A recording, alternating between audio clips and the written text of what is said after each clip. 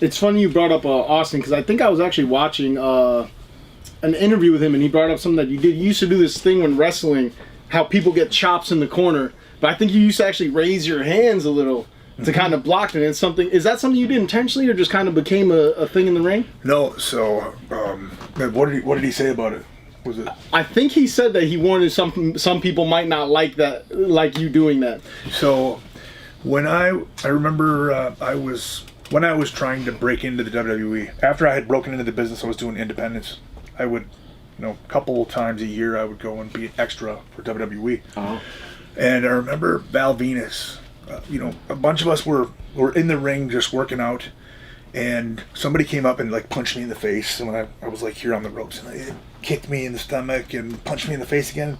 And he came up to me, he's like, little things like, if you're in a real fight, you're gonna try to like put your hands up, right? Like you get hit, but you don't necessarily have to block it, but just to make it look like you're going that route. Mm-hmm.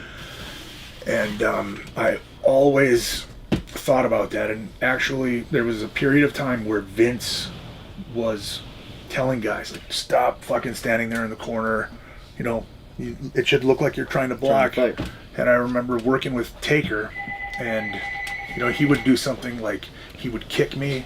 I remember grabbing onto the ropes one time, and he grabbed my legs to pull me away, and instead of just letting him go, I fucking held on to it, which caused him to have to stop me in the guts. And then I let go of it, and he pulled me.